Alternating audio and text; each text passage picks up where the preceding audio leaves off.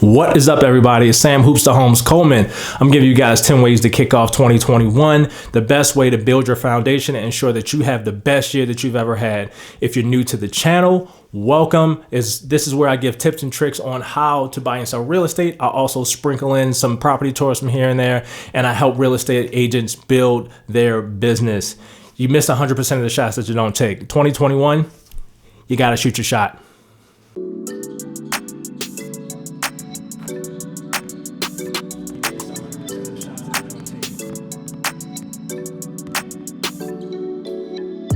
Number 10, the first thing I want to say that you guys should do is work out.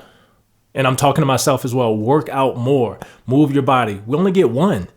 And if we're incapacitated, if we can't move our body, if we can't function the way that the potential that our body has, we're losing. We got to work out our body, move our body, stretch it, make it flexible, make it a machine, the machine that it was created to be. Use what we have. Our body is a vessel. It's a gift that we've been given. We all have a gift placed inside of us, so let's take care of it. Number 9, collaborate with other people. Whatever you're doing in business or your job or whatever your aspirations are, find somebody that's already doing it, that's successful at it, and try to connect your faith with their current abilities, what they're already doing. You may not know what it looks like to do it, but somebody has already done it. There's YouTube. There's so many different tools that we have where somebody's already laid the foundation where you don't have to reinvent the wheel. Connect with people that are already doing what you want to do in your field and learn from them. Bring some value to them and learn from them.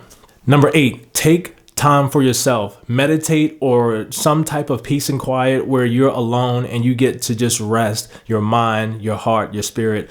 Take time for yourself. We're so inundated with advertisements, with so much stimulation on social media and people's wins and losses and trauma and politics and all this stuff. We never really get a chance to rest our brain. Even when we're asleep, our brains are still working. We're having bad dreams and thinking about trying to not be anxious about the next day and what's to come. Take time, 10 minutes for yourself to just meditate, be at peace with yourself, get to know yourself a little bit better. Number 7, focus on relationships and experiences. The relationships and the people that we get to be with in this life they mean more than anything that we could ever obtain. If you disagree with that, that's something that you should probably work on and talk to somebody about. But either way, you still have to talk to somebody. Work on your relationships and experiences. So many times we get caught up in taking a picture of the food, and by the time we actually get to eat it, the food's cold. We're taking pictures, we're showing Snapchat, we're showing Instagram the life that we're living, rather than embrace the life that we're living, being in the moment. And if time permits, capture it. If not, be in the moment, embrace the experiences and the people that we get to be with. A lot of the times we're so focused on the wrong things. People don't always remember what you do for them, but they remember how you make them feel.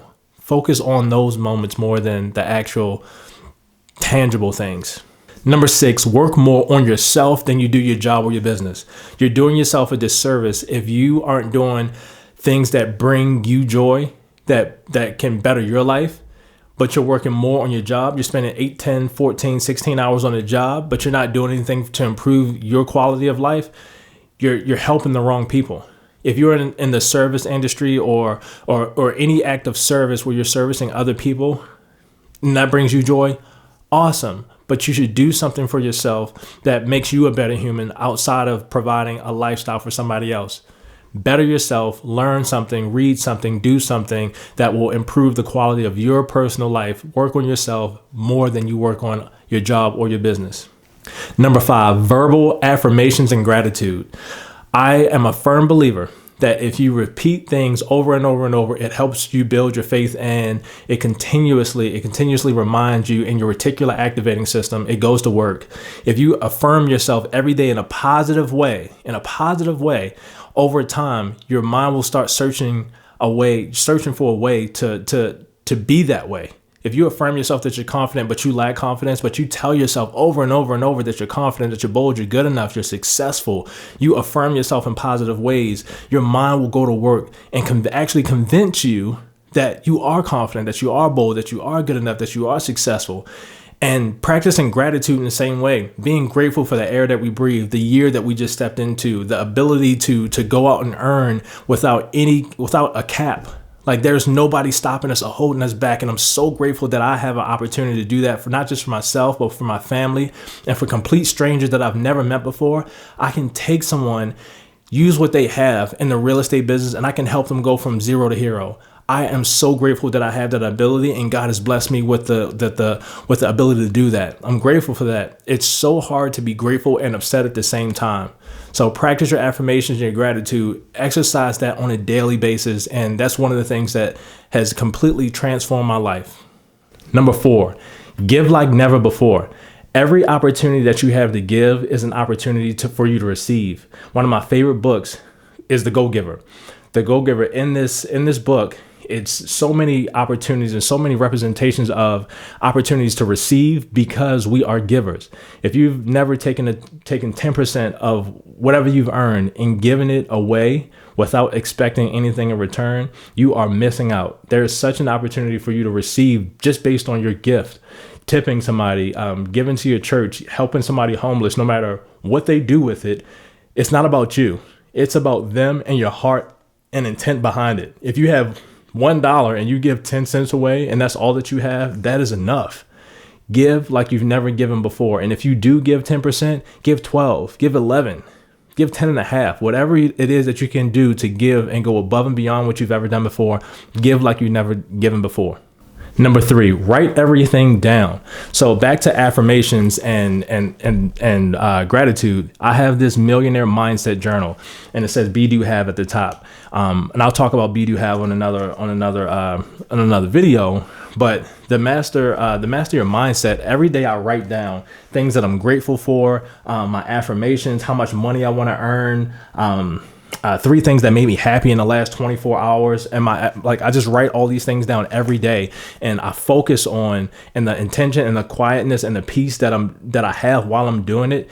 It's a great way to start your day. So if you can build a habit 21 days in a row of doing these things, I promise you the next 30 to 60, even 364 days of this year will be better than they've ever been. Number 2, read more. I am a firm believer that reading, learning, engaging with information of other people's stories and people that have done it before, it's so powerful. We don't have to recreate the wheel. Success leaves clues. And one of the things that I believe also is that the Bible is the greatest motivational book that has ever been written. So I'm going to myself personally incorporate reading the Bible more and more and more than I do in anybody else's story, because the stories of these books it's literally the clues that we need to have a successful life, whether it's monetarily or things that are completely intangible. I believe that you should read. And another thing that I'm going to do is incorporate not just audiobooks and reading the Bible, but physically reading more books. So I have so many people, I've seen so many people read a book a week, 52 books, or I've read 60 books or 40 books. The average person reads 1 book a year. So read more, and faith comes by hearing and hearing and hearing. So if you're encouraged and you're saying, you know what, I want to do this, I want to read more, but you say you don't have time to physically read a book, well, get an audiobook and listen to it over and over and over again. You can go to YouTube, type in something motivational, something that inspires you, and listen to it every single day. And what will start to happen is YouTube, that the algorithm will give you more of what you want. So if you're seeing things that are making you spend money rather than save money, you need to switch that up. Faith comes by hearing. Read more, and if you can't read, listen more. And last but not least, faith. Praying and faith. Increasing your faith. Every day I say certain things to myself, and I focus on what I have rather than what I don't have, while I'm believing and expecting things that I'm working towards.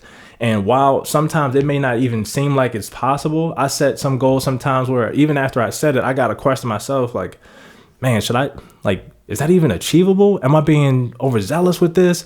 Like, if I'm questioning myself, I know I'm at least going in the right direction. One of my favorite quotes is that with people goal setting is not that they set the goals aren't just too big. They don't aim too high and miss, but rather they aim too low and hit. Don't be afraid to set big goals. Even if you got to break it down in bite-sized pieces. How do you eat an elephant? 1 bite at a time. You break it down into bite-sized pieces and you'll eventually get there.